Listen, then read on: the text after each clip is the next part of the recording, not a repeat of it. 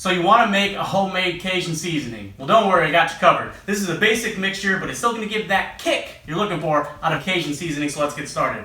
I got a 1/3 cup of paprika, a 1/4 cup of salt, a 1/4 cup of garlic powder mixed with 2 tablespoons of onion powder, equal parts black pepper and white pepper, 2 tablespoons each. I only have so many cups and dishes, I got them mixed up together here. 2 tablespoons of Italian seasoning mixed with 1 tablespoon of thyme. And then I got 1½ tablespoons of cayenne pepper mixed with a pinch of celery salt. This looks nice and tasty. This is where you can decide if you want to add anything else. I'm going to take a little taste.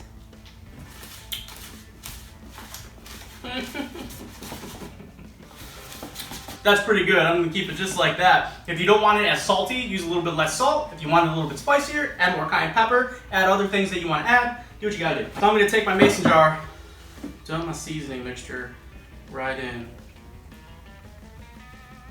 And that'll yield you a nice half a jar. Double your ingredients to get a full jar. But there you go. A nice jar of Cajun seasoning.